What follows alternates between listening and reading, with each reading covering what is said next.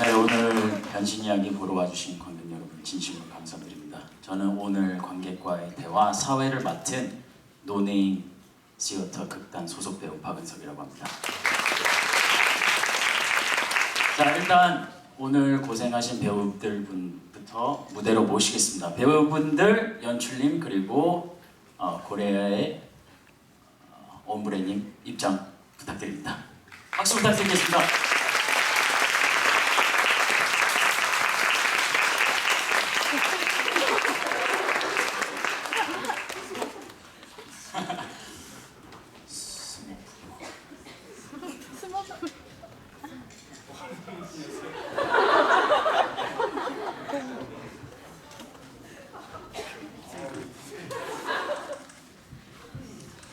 네, 일단 끝자리부터 제가 소개를 드리겠습니다. 변정주 연출님, 고레아 밴드의 옴브레님,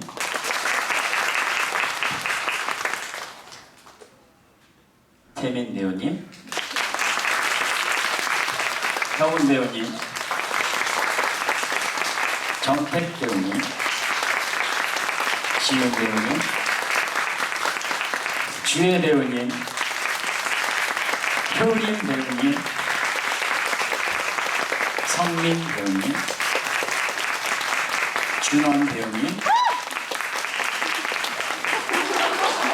네, 감사합니다. 그리고 지은 배우님. 네, 관객과의 대화니까 물론 이제 관객 위주로 돌아가겠습니다. 일단 질문을 먼저 준비해 오신 분 계신가요? 나는 제일 먼저 질문을 하고 싶다. 역시 안 계시군요. 그래서 어디? 예. 질문을 하기 전에 저희 일단 그 8명을 추첨을 통해서 가장 유머러스한 질문이나 아니면 가장 진지한 질문, 효과가 있었다는 질문을 하신 분들에게는 메타모포시스 변신 이야기 책이 준비되어 있습니다. 8권의 책이 준비되어 있으니까 심사숙고해서 질문하시기 바랍니다. 자, 먼저 질문 받겠습니다.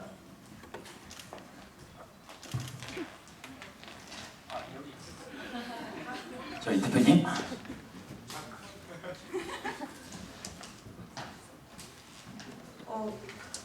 변신 이야기가 서양 고전인데, 밴드가 되게 우리나라 되게 향토적인 음악을 하는 코리아 밴드잖아요. 근데 이 조합이 전 되게 신기했는데 이 밴드와 이 변신 이야기를 선택하게 되신 이유가 있나요? 어떤 분한테 질문하신 거죠? 연출. 연출이요? 네, 잠시만요. 예, 지금 바깥에서 판매 중인 앨범이 있습니다. 불러온 노래라는. 제가 이 대본을 갖고 이제 구상을 하고 준비를 하던 중에 고레아가 하는 그 공연을 보게 됐어요. 고레아 이제 옴브레나 여기 김동근 씨 저 뒤에 계시는데 저랑 몇 편의 연극을 이미 했던 친구들이고 그 앨범을 들었는데 그 앨범이 우리나라에 있는 각 지역의 민요들을 다 사랑이라면 사랑에 관한 민요, 죽음에 관한 민요 이렇게 다 민요를 이제 주제별로 분류를 해서 그거를 갖고 이제 곡들을 이제 새롭게 재창작해내는 모습을 보면서 이거 변신 이야기랑 뭔가 컨셉이 맞다 생각하고 이제 부탁을 했고 옴브레와 이제 고레아가 흔쾌히 이제 작업에 참여해 주기로 하셔서 너무 즐겁게 작업을 했고 이 연극에 이제 숨을 불어넣지 않았나 저는 개인적으로 그렇게 생각을 하고 있습니다.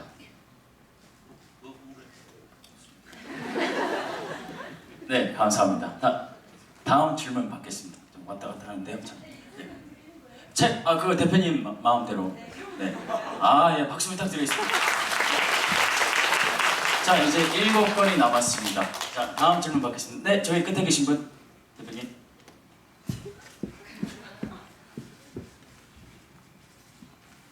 안녕하세요. 안산에서 온 24살입니다.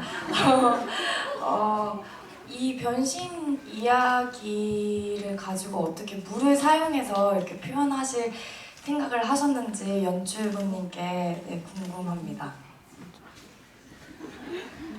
연극 내용과 물이 어떤 관계가 있는지. 앞으로는 저 말고 이제 배우분들한테 좀 질문을 해주셨으면 좋겠고요. 물은 대본상에 명시가 돼 있어요. 뭐 수조를 사용해라. 뭐 반드시는 아니지만 사용했으면 좋겠다 이렇게 명시되어 있어서 제가 구상해서 물을 쓰겠다고 한 건 아니고요. 원작 대본에 그렇게 되어 있고 하면서 생각한 것은 물이란 것은 모든 생명이 발생하는 근원이잖아요. 물이 없는 곳에서는 우리 우주의 다른 행성에는 현재까지는 이제 물이란 게 없잖아요.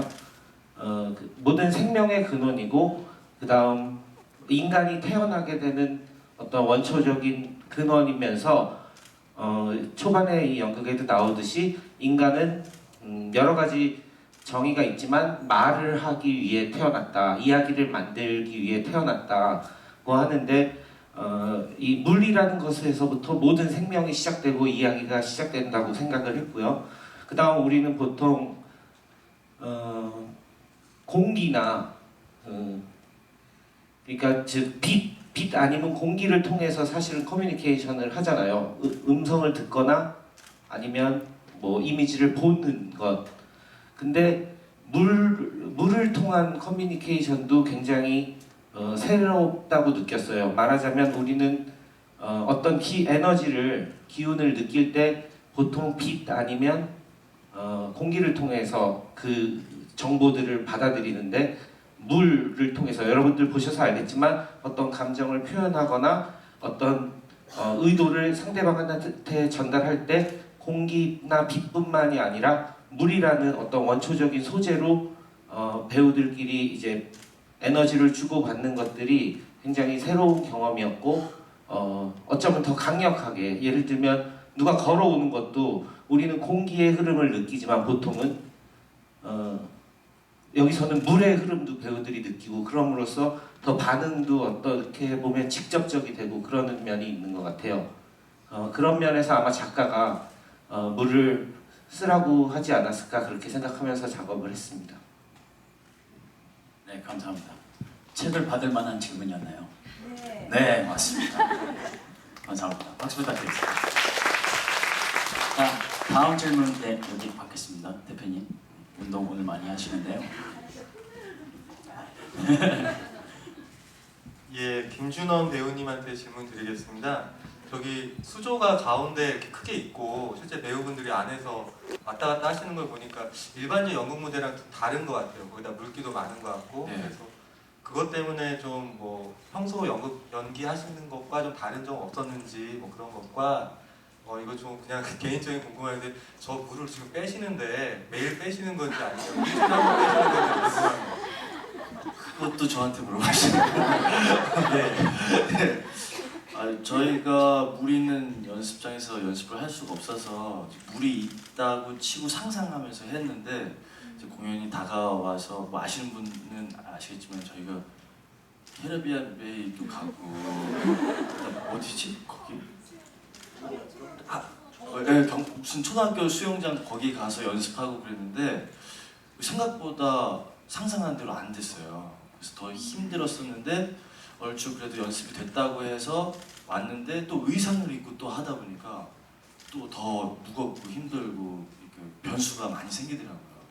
그러니까 하여튼 여기 현장에 와서 배우들이랑 뭐 스태프분들이 정신을 바짝 차리고 그 기간 안에 굉장히 노력을 많이 했던 것 같습니다. 그리고 물은 매일 빼주시더라고요. 매일 저희 배우를 위해서 매번 바꿔주시고 따뜻한 물로 바꿔주시고 이렇게 해주고 계십니다. 감사합니다. 네, 누님 책을 감사합니다. 네. 자, 다음 질문 받겠습니다. 여기 일단 저 뒤쪽에 대표님, 누님, 누나, 네, 남자분께서 먼저 질문하겠습니다. 반갑습니다. 그래서 연극 굉장히 재미있게 잘 봤습니다. 저는 오정택 배우님께 여쭤보고 싶은 게 있는데, 제가 신화 관련해서 수업을 예전에 한번 들은 적이 있는데 그때도 뭐 그런 얘기가 나왔어요. 뭐 신화는 단순한 허구적인 얘기가 아니고 당시 사람들이 꿈과 교훈을 담아가지고 만든 이야기들이기에 사회적으로도 굉장한 가치가 있고 현대 사회에서도 생각해볼 그런 이야기다, 뭐 그런 식으로 얘기를 들었는데, 아까 파이톤 연기를 물 위에서 보트 타고 둥둥둥 하시는 게 참 인상 깊어가지고 여쭤보고 싶더라고요. 이번 작품을 준비하시면서 뭐 신화에 대한 어떤 생각이라던가 그런 걸 가지신 게 있나요?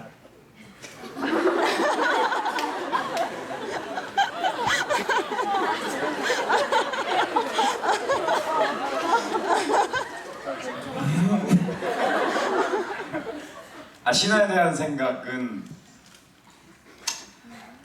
파이톤이 유난히 좀 현대적인 요소가 많이 들어간 거라서 좀 더 편하게 볼 수 있는 거리들이 많은 것 같아요. 그래서 더 신화랑 지금이랑 이제 빗대어서 볼 수 있는 것 때문에 생각하는 걸 물어보시는 것 같은데, 신화를 통해서 뭘 느꼈냐고요?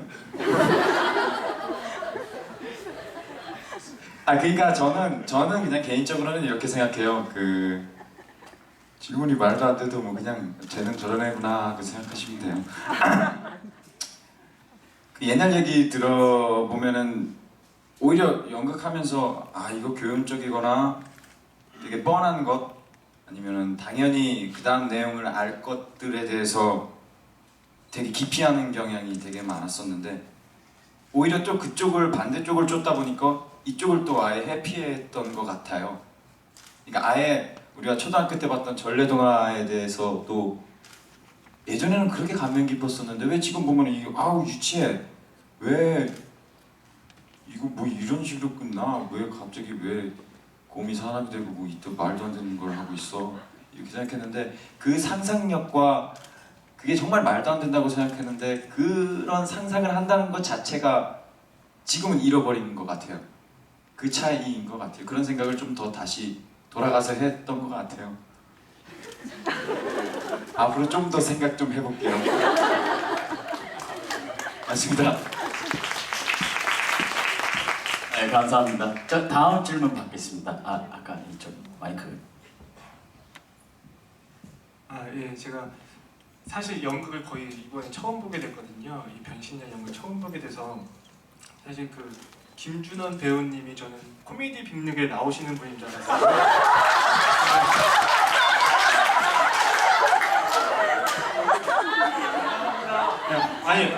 근데 이제 동생이 아니라고 이렇게 상식으로 알려줘서 이렇게 보게 됐는데, 근데 처음에는 되게 이 수영장 이 풀이 있는 물로 연극을 하는 것도 되게 신선해서 굉장히 관심 있게 봤는데, 계속 이게 회차가 에피소드가 진행될수록 거의 이제 멘트로 대부분 상황을 풀어가는 느낌이 나서 약간 처음에는 되게 지하 세계 이야기라든가 텍스트로만 표현되어 있는 신화의 세계를 막 무용이라든가 이렇게 다양한 물로 표현하면서 재밌었는데, 한 8부, 9부 가니까 거의 이렇게 배우분들 대사로 그냥 넘어가는 경우가 많았어서 그게 살짝 아쉬웠었고요. 그 다음에 특히 경지은님 배우분의 연기를 되게 인상 깊게 봤는데, 가장 이렇게 마음에 드는 혹시 애착이 가는 에피소드가 있으면 뭔지 여쭤보고 싶습니다.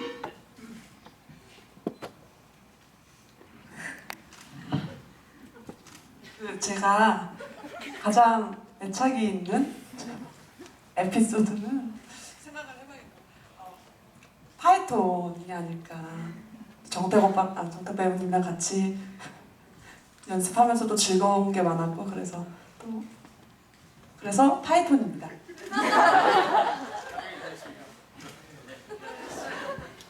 네, 감사합니다. 다음 질문 받겠습니다. 저 맨 뒤에 누나 책은 저한테 주시고요. 네. 맨 뒤에 저기 손 아직도 들고 계시는 분. 네. 네, 안녕하세요. 또 파이톤 얘기를 해서 죄송한데, 제가 파이톤을 좀 인상 깊게 봤는데 보트 상치를 이용하는 게 좀 궁금했어요. 그래서 처음에는 파이톤 에피소드가 하늘마차가 그거를 표현하기 위해서 수조에 보트를 띄움으로써 그거를 표현했나, 그게 좀 궁금했고요. 그래서 혹시 배우님도 그렇게 생각하시는지, 그리고 왜 유독 파이톤 에피소드를 더 현대적인 느낌을 많이 넣고 코믹적인 요소를 많이 넣었는지, 그리고 배우님이 파이톤을 어떤 컨셉으로 연기하고 싶으셨는지 질문인 거 맞나요? 네. 어떻게 생각하는지 궁금하네요.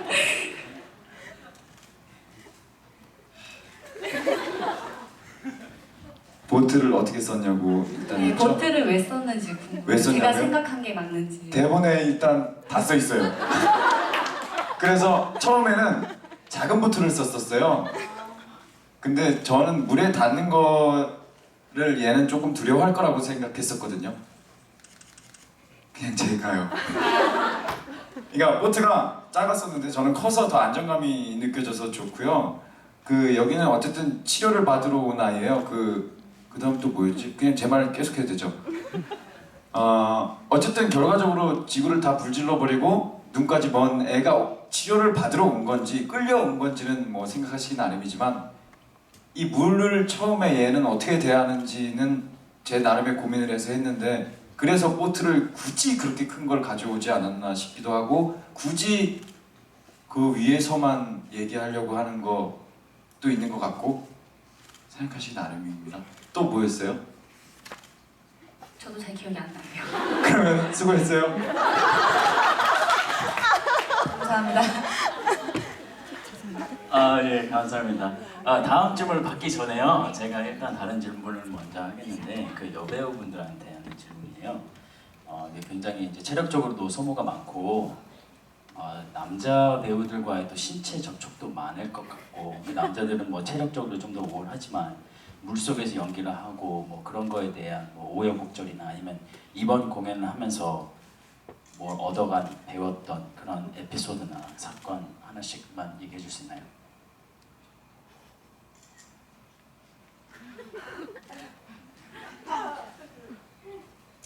저희가 이제 초반에 많이 훈련을 했었어요. 그래서 이제 처음 만난 지 한 2번 만에 이제 남자 배우들과 가깝게 컨택을 하면서 온몸을 부비고 이런 것들이 많이 있어서 많이 친해졌고요. 또 온몸으로 그냥 다 받아들였고, 그래서 뭐 그런 건 없었죠, 그렇죠? 뭐 거리낌 이런 거 없었죠. 그래서 더 돈독해질 수 있는 그 초기에 그럴 수 있는 기회가 됐었고, 그 다음에 이제 또 성민 배우님께서 예? 예. 질문이. 체력적으로 사실 힘들지 않다라고는 말할 수 없을 것 같아요. 왜냐면 무대에서 그냥 데크 위에서 걷는 것보다 물에서 이제 이동을 하고 움직임을 하는 게 약간 체감으로 느꼈을 때 한 2배 정도 더 힘든 것 같아요. 힘을 써야 하는? 그래서 되게 힘든 상태에서 또 연기나 뭐 어떤 장면에 집중을 해야 되는 거지만 부수적인 것들, 이제 물이 흥건했을 때 이제 여기를 걸어다니면서 이제 미끄러지진 않을까 노심초사하면서 항상 그것까지 집중해가면서 막 해요. 그래서 여러 가지로 에너지를 좀 다른 공연보다 많이 쓰다 보니까 체력적으로도 힘들고 정신적으로도 처음에는 조금 힘들었던 것 같아요. 다 각자 뭐 느끼는 건 다르겠지만, 근데 반응이 일단은 너무 좋아서 너무 감사하고 보람을 느끼고 있어요.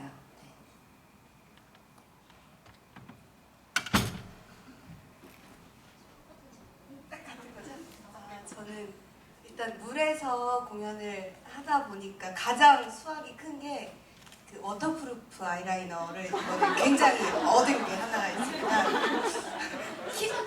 키땡미 그거 그 라이너 진짜 좋고요. 올땡땡0 그다음에 클땡5 그거 진짜 전혀 2시간 동안 지금 1, 2회에서 4시간 동안 전혀 번지지 않고 있습니다. 저 캐리비안 베이 가실 때. 네, 감사합니다.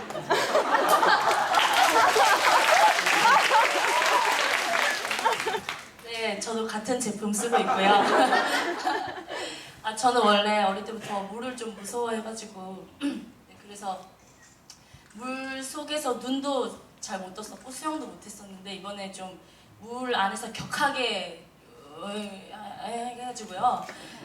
그래가지고 캐리비안 베이 가서도 막 물을 엄청 먹었어요. 사실 준원 오빠랑 같이 이렇게 막 받고 막 또 받고 이런 거 하면서 엄청 물을 많이 먹는데 이번 이 연극을 통해서 물이랑 좀 많이 친해지게 됐고요. 그래서 수영도 이제 또 배울 수 있을 것 같고 지금은 뭐 전혀 문제 없이 물에 막 잘 들어가고 눈도 뜨고 막 코로 들어가고 귀로 들어가는데 문제 없어요.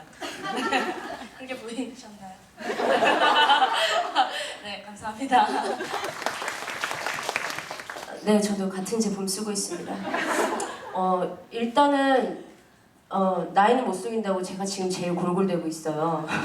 애들은 멀쩡한데 미리 친구들 다 얘기했던 것 같고 그만큼 힘든 대신에 얻은 게 있다면 저는 개인적으로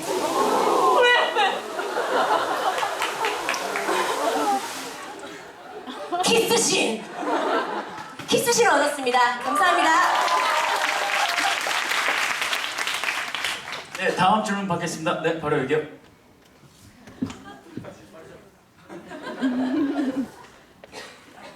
질문을 제가 이해하는데 조금 어려웠던 부분이 에우리디케랑 이제 오르페우스가 나오는 부분이 조금 어려웠었는데 그냥 다들 많이 알고 있는 내용이잖아요. 근데 그 내용에서 헤르메스가 등장한다는 건 생각을 못했었어요. 그래서 좀 이해를 돕기 위해서 헤르메스의 역할이랄까 그런 이해를 도울 수 있는 팁을 주신다면. 어떤 배우한테 질문하시죠? 동네 아저씨. 헤르메스 거기 보면은 그 해설자가 다른 신 같은 경우에는 한 명씩 나와요. 근데 거기는 2명이 나오거든요.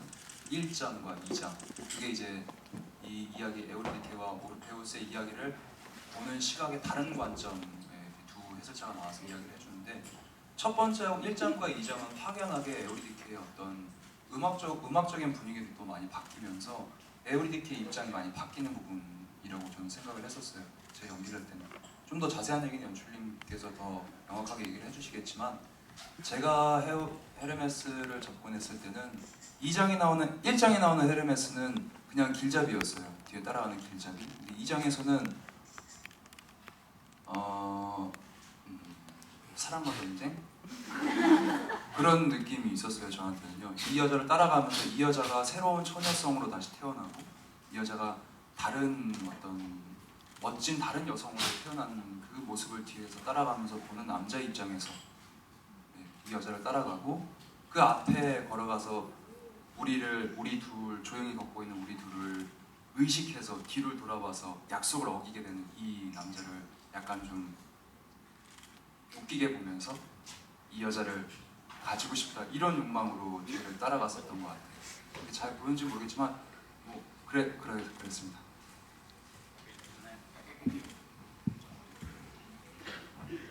다음 질문 받겠습니다. 저는 유주의 배우님께 궁금한 게 있는데요. 그 미리라는 신의 저주로 인해서 아버지를 사랑하게 되고 근친상간하게 되는 인물이잖아요. 그래서 연기를 하면서 되게 많이 고민하셨을 것 같은데 어떤 고민들을 하셨는지 궁금합니다.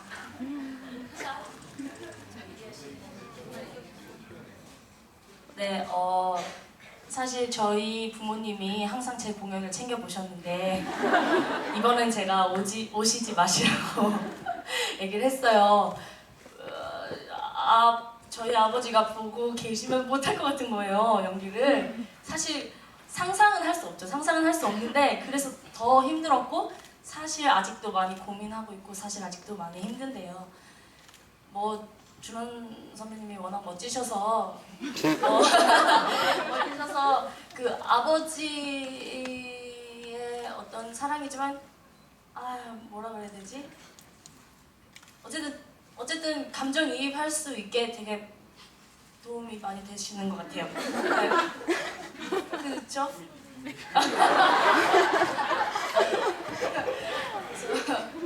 그래서 굉장히 고민을 많이 하고 있고 사실 아직도 많이 하고 있는 중이에요.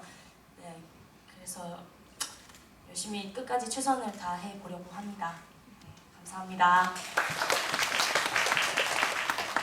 일단 책을 먼저 배달해 드리겠습니다. 네. 이게 마지막 두 권이어서요. 일단은 아까 질문하셨던 분 그리고 예 여기 있습니다.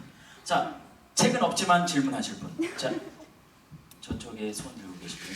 네. 저도 주혜 교수님한테 질문 드리고 싶은데요. 저 사실 그 미래 얘기를 처음 읽고 너무 깜짝 놀라서 이걸 봐야 되나 싶을 정도로 쇼킹했거든요, 사실은.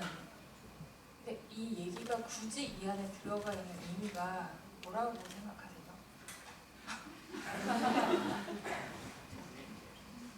그 사실 변신 이야기 책에 보면 베르툼누스와 포모나 이야기 안에 진짜 이야기가 들어있어요. 근데 그 이야기가 미라의 이야기가 아니라 사실 다른 이야기가 들어있는데 이 작가님은 미라의 이야기를 그 베르툼누스 이야기 안에 넣었더라고요. 원래 변신 이야기에서 다른 이야기거든요. 근데 제가 생각했을 때 왜 하필 미라의 이야기를 넣었나? 그 사랑을 하지 않는 것에 대한 저주잖아요. 사실 아프로디테의 저주이잖아요. 그러니까 그냥 간단하게 생각하면은 사랑을 하라라는 그런 사랑을 하라, 사랑을 해라, 교만하지 말고 사랑해라라는 생각을 저는 많이 했거든요. 네. 자식 너무 잘해서 저 남자 눈에 안 들어. 쟤 아니야. 마음에 안 들어. 이런 교만에 대한 어떤 벌이라고도 사실 저는 생각을 했었어요. 만약 그렇다면 아버지가 자기를 이렇게 죽이려고 하는 그 장면이 그것도 벌의 하나라고 생각하네요. 전 너무 진짜 잔혹하다고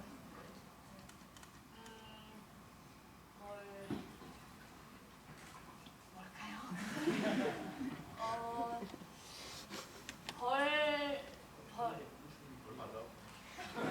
네, 연출님이 벌이라 하십니다.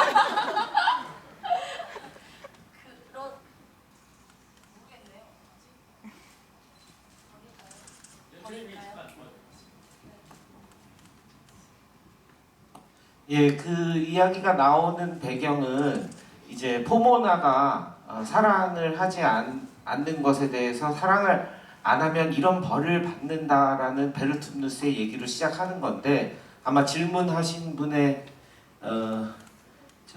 목적은 왜 이렇게 끔찍한 얘기를 굳이 할까 이런 거죠.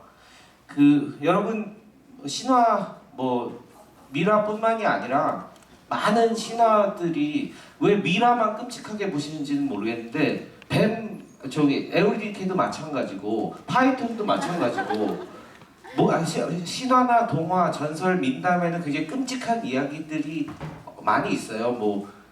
누구냐 준원이 하는 거 뭐지? 자기 다리를 먹는다든가 자기가 낳은 자식을 먹는다든가 아니면 먹힌 자식의 아버지의 배를 찢고 나온다든가 신화라는 것은 우리 상상력과 무의식의 반영이고 그중 하나일 뿐인 거죠. 그리고 오이디푸스만 봐도 아빠 죽이고 엄마랑 결혼하고 그런 것들이 사실 우리 안에 있는 어떤 무의식적 욕망의 표현인 거지. 좀 더 깊이 들어가면은 더 끔찍한 얘기가 많이 나오겠지만 그런 우리 무의식의 한 단면인 거고 그게 지금 우리 사회에서 가장 어쩌면 억압받는 부분이라 가장 끔찍하게 느껴지는 것일 수도 있다고 생각하고 나머지 신화들도 사실은 다 마찬가지로 끔찍하죠. 네. 답변이 되셨습니까? 네, 감사합니다. 다음 질문 한번. 네, 바로 앞에 계신 분. 지금 극을 보다 보면 여러 가지 극이 나오다 보니까 각 배우님들이 맡고 계시는 역할들이 여러 가지가 있잖아요. 그래서 각 배우님들께서 혹시 자기가 맡고 계시는 역할 중에서 가장 애착이 가는 역할이 어떤 역할이고 그 이유가 뭔지 잠깐 짧게나마 좀 얘기를 해주셨으면 좋겠습니다. 알겠습니다. 이쪽부터 시작하겠습니다.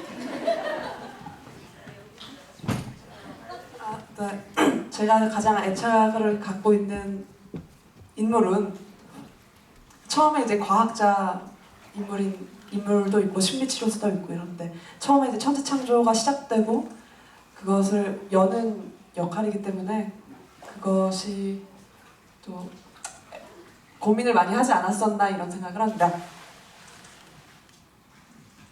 저는 처음에 첫 등장을 해서 이 무대 밖을 한 바퀴 돌고 나서 첫 시작을 열 때 굉장히 많이 떨리고 집중을 어느 순간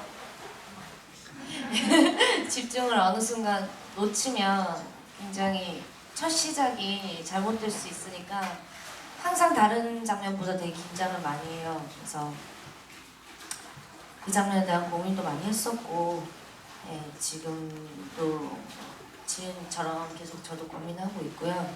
그리고 하나 더 있는데 알키온의 처음 장면은 제가 연습하면서 굉장히 많이 힘들었어요. 그러니까 알키오네라는 인물에 대해서 이렇게 조사를 하고 정보를 얻고 했을 때 이 인물은 이럴 것이다. 남편을 기다리는 데 있어서 이러할 것이다 라는 선입견만 가지고 계속 제가 연습을 해서 중간에 정말 많이 힘들었어요. 그러니까 그 생각에 대해서 벗어나지 못해서 많이 힘들어 하다가 공연을 하다 보니까 또 새롭게 느끼고 찾게 되는 것들이 있더라고요. 그래서 그런 걸 봤을 때 알키오네라는 인물에 대해서 되게 애착이 가고 많이 신경 쓰고 있습니다.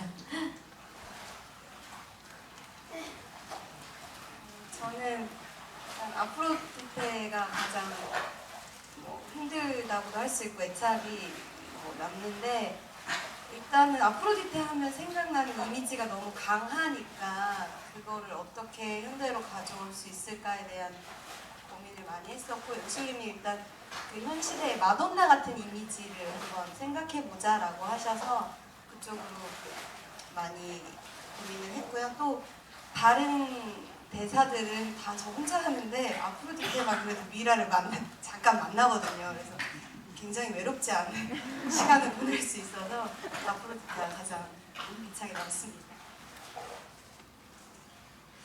저희 스태프분들 참 고생이 많으시죠? 네. 무대 뒤는 정말 고생 많으십니다. 하여튼 무대 뒤가 제가 잠깐만 설명을 드리자면 이렇게 끝날 줄 몰랐는데요. 지금 펌프가 오늘 빼내는 거는 저기까지예요. 나머지는 저희 지금 무대 감독님, 제작 감독님, 저희 준비 손수 가가지고 붙어서 지금 빼내고 계시는 거거든요. 저분들께 박수 한번 부탁드릴게요.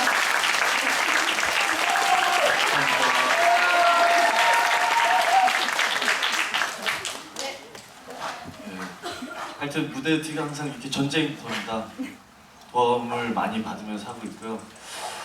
저는 첫 리딩을 한 다음에 배역을 어느 정도 나눠주셨다고 했는데 저는 다 혐오 캐릭터만 떨어지고 발 잘라먹고 뭐 딸 건드리고 뱀에서 막 누구 물고 내가 그런 이미지가 했는데 이 기회에 그러면 더 혐오스럽게 더 해보자 해서 했는데 저는 에릭 시톤하고 미라가 이제 가장 애착이 가고 갑니다. 그게 이제 어떤 우리의 무의식을 또 이렇게 보여드리는 것도 있고 그리고 미라 같은 경우에는 되게 껄끄러운 얘기지만 이렇게 시각적으로 좀 이쁠 수도 있게 아이러니하게 되게 이쁠 수도 있겠다라는 생각을 좀 했었어요. 그래서 그런 것들에 또 중점을 둬서 그렇습니다. 저는 애착이 가는 역할이 미라는 제 주 역할이니까 그거는 계속 고민하고 애착이 가고 다른 또 역할은 굶주림 신 그거를 되게 연습하면서 어떻게 해야 될지 고민을 많이 했었는데 형은 오빠가 한 번은 그 국도라는 어떤 춤의 장르가 있대요 일본에. 그래서 그거를 힌트를 줘서 한번 찾아봤는데 그게 되게 도움이 많이 됐고 지금 하면서 좀 재미있고 재미있게 하고 있어요. 굶주림 역할. 저는 에우리디케가 가장 애착이 많이 가는 것 같아요. 이렇게 사랑받고 순종적이던 여자가 죽음으로 인해서 이렇게 변화하는 것들을 어떻게 하면 표현할 수 있을까 많이 고민했던 것 같고 그리고 움직임도 많이 연습이 필요했어요. 그래서 이 친구가 많이 도와줘가지고 다행히 이렇게 어떻게 표현될지 모르겠지만 계속 이렇게 연습하면서 올리고 있고 또 제가는 키스신이 있으니까 솔직히 저 그렇습니다. 감사합니다.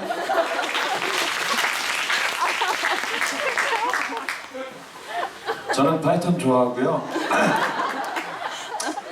그 상인 역할이 하나 있는데 제가 정말 좋아하는데 보는 사람은 되게 재미없나 봐요. 저는 너무 재밌게 하거든요. 저는 별로 힘이 안 세 보이질 않는데 좋아하는데 상인 굉장히 좋아합니다. 고맙습니다. 저는 마지막에 나오는 필레몬이 되게 좋아요. 필레몬 대사랑 바우키스랑 같이 그 나무 만드는 부분이 정말, 그리고 다 주변에서 같이 노래를 부르는데 그게 원래 대사인데 같이 노래를 만들어서 같이 합창을 하게 되는 부분이거든요. 원래 대사로만 봐도 너무 좋은 장면인데 노래로 만든 거 다 같이 여태까지 같이 만들었던 사람들이 다 같이 노래 부르니까 그 장면이 제일 좋아요. 네, 저는 마이너스가 제일 좋습니다. 실제 제가 이제 두 딸 아이의 아빠예요. 아마 그것 때문에 이제 캐스팅을 시켜주신 것 같기도 하고 그냥 마이너스를 하면서 많은 걸 생각했죠. 그러니까 요즘 아빠들이 가장들은 가족을 위해서 이렇게 움직이지만 정작 놓치고 가거든요. 근데 그래서 어떤 대화를 시도하면 다 가족을 위해서라고 하지만 정작 그 마음이 겉으로 드러나지 않거든요. 근데 긴 여정을 통해서 그걸 이해하고 화해하는 이런 과정들이 너무 좋더라고요. 여러분들도 그래요. 우리 딸들도 아빠랑 사이가 안 좋았으면 좋겠어요. 안 좋았으면 좋겠어라고 했어 내가? 좋았으면 좋겠어. 미안하다. 네, 저는 한마디도 못할 것 같아서. 저는 그 오르페우스와 에우리디케 음악이 되게 잘 가요. 처음 시작부터 끝까지 한 15-20분 동안 기타를 단 한 번도 안 쉬고요. 5곡이 합쳐져 있는 씬이고요. 그렇습니다.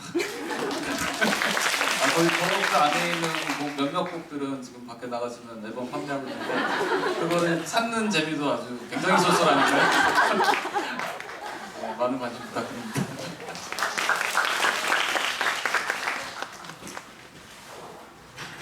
네, 제가 이거 얼핏 들은 얘기인데요. 제가 알기로는 이제 무대에 와서 거의 한 2시간 전에 와서 뭐 준비도 하고 무대에서 연습 시간이 좀 많지 않다고 들었는데 그 와중에 김준원 배우님이 그 짤막하게 나오는 한 캐릭터 나르시시스트를 그렇게 열심히 연습을 하신다고. 그래서 그 비하인드 스토리를 좀 들려주시겠어요? 왜 하필 그 제일 짧은 캐릭터를? 제가 저기 계속 연기를 고등학교 때부터 했는데 제일 난관이었어요. 나르시스. 그 나르시스는 보통 이제 미소년이 등장을 해야 되는데 저는 가만히 있었는데 앞에 있는 여기 젊은 두 친구분이 앞에 그 오르페우스와 에우리디케 나와요. 그래서 중복으로 출연이 불가능하다는 거예요. 그래서 저기 아저씨, 저 태민이 아저씨랑 이 아저씨가 남았는데 들고 나가야 된다고 제일 저를 시킨 거예요. 굉장히 당혹스러웠고 정말 첫날에는 정말 그게 다가올수록 막 점점 창백해지고 막 어떻게 해야 되지 뭐 이렇게 하고 있는데 조만간 잘릴 것 같기도 하고 아니 뭐 어떻게 될지 모르겠지만 아직은 뭐 하여튼 근데 지금은 좀 재밌게 하고 근데 좀 나르시스라는 걸 아시겠어요? 다행이다. 사실 오늘 선글라스 소품을 제가 못 챙겨가지고 그냥 했거든요. 근데 알아차려 주셔서 감사합니다. 감사합니다. 다음 질문 한 번만. 예, 저 맨 끝에 계신 분요. 안녕하세요. 제가 본 변신 이야기 중에 제일 재밌었고요.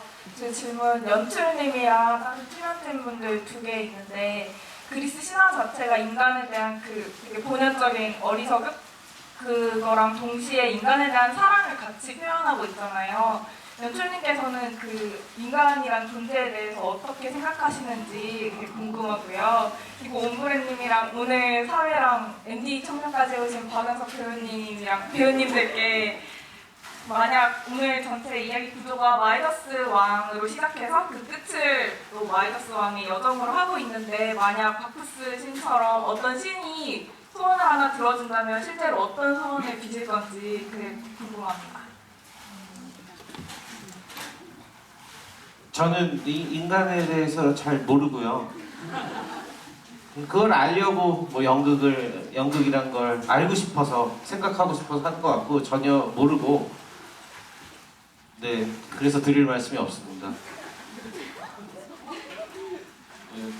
저도 한번 생각해봤던 건데요. 뭐 파티에서 쓸만한 어떤 능력을 준다고 하면은 딱 주머니가 비었을 때 10,000원만 나오고 언제나 큰돈 뭐 1억 2억이 아니라 이게 되게 평생 동안 되게 많이 좋을 것 같아요. 10,000원씩. 너무 감사합니다. 저는 시간을 되돌리고 싶어요. 특정한 시간, 작년 결혼 전도 되고 누구 돌아가시기 전도 되고 뭐 어떤 지금 뭐 큰 사건이 나기 전에 아니면 좀 어느 순간을 한번 돌릴 수 있는 그 시점, 그러니까 반복이 안 되잖아요. 마이다스는 큰 행운이거든요. 근데 주어진다면 그런 게 한번 됐으면 좋겠어요. 저는 파티에서 할 작은 능력을 준다고 하면은 춤 잘 추고 댄서 머신이 되고 싶어요.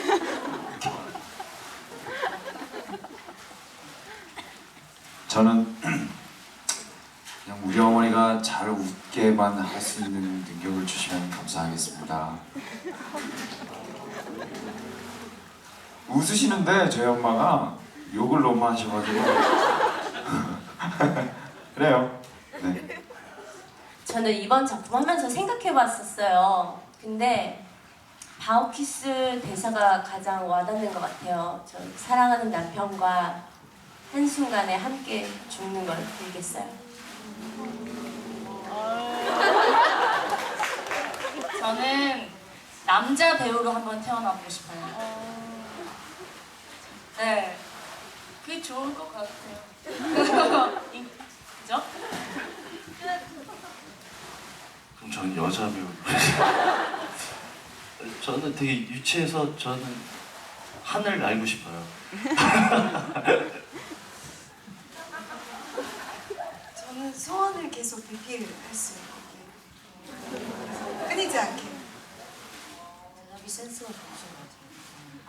저는 개인적으로 여행을 너무 좋아해서 소원을 빈다면 아무 제한 없이 이곳저곳 가고 싶은 데를 마음껏 갈 수 있는 능력을 갖고 싶어요. 저는 한 달 동안 절세미인으로 한번 살아보고 싶은 욕구가 있고 예쁘지만 좀 더 이런 거 있잖아요. 할 수 있는 한 달만 내가 좋은데 한 달만 살아보고 싶습니다. 감사합니다. 마지막으로 저희가 시간이 없어가지고요. 네, 마지막 질문 딱 한 가지만 더 받고 이제 배우님도 고생하셨으니까 이제 퇴근하셔야죠. 네, 마지막 질문 받겠습니다. 네.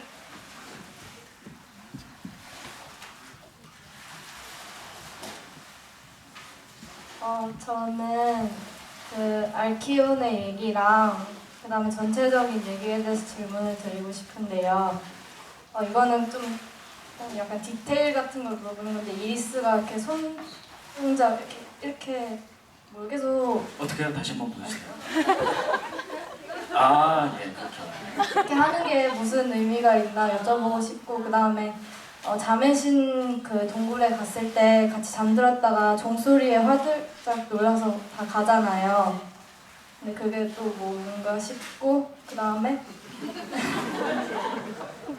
전체적으로 그 처음에 마이더스로 시작해서 마이더스로 끝나는데 그 마이더스의 그럼 그 내내 마이더스는 걸어가고 있는 거잖아요. 근데 그 중간에 신화 얘기들은 그러면 그냥 옴니버스식으로 가는 거고 마이더스 혼자 시간만 흐르는 건지 아니면 마이더스 시간 중에 그 얘기들이 일어나는 건지 궁금해요. 누구한테 마이크를 줄까요?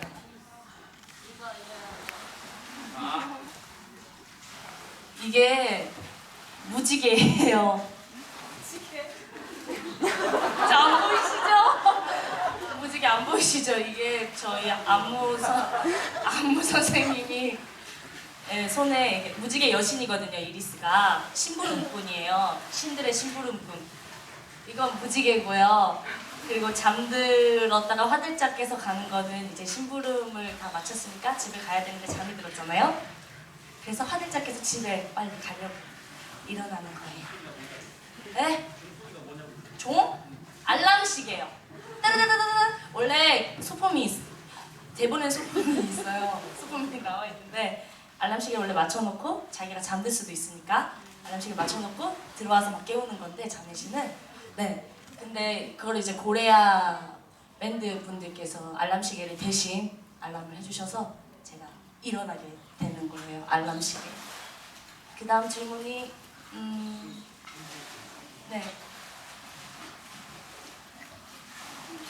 질문이 뭐의 의미에 대해서 물어보신 거 저기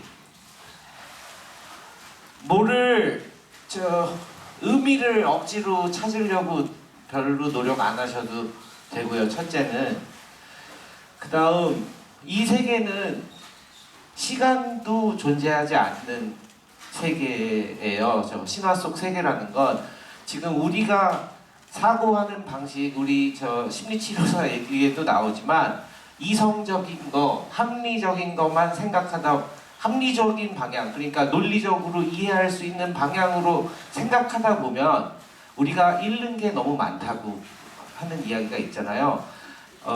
모든 연극이 다 그런 건 아니겠지만 그거를 이성적으로 자꾸 이해하려고 그러면 우리가 잃게 되는, 또 느낄 수 있는 것들을 잃게 되는 경우도 있는 것 같아요. 이 작품은 보통의 연극처럼 시간의 내러티브로 기승전결로 전개되는 작품도 아니고 그것에 관한 작품도 아니고 한 가지 힌트를 더 드리자면 이 연극을 재밌게 보실 수 있는 방법이 있다면 아무 생각을 안 하시는 것과 두 번째는 이야기라는 것이 만들어지는 방식에 대해서 한번 고민해 보셨으면 좋겠고 제가 프로그램에도 살짝 써놨는데 도대체 이야기란 것은 무엇이고 어떻게 만들어지고 그 의미는 뭐고 어떻게 해석할 수 있고 다양한 관점이 있고 이런 방식으로 관람을 해주시면 더 좀 편하게 재밌게 관람하실 수 있지 않을까 그런 생각이 듭니다. 예, 이상입니다.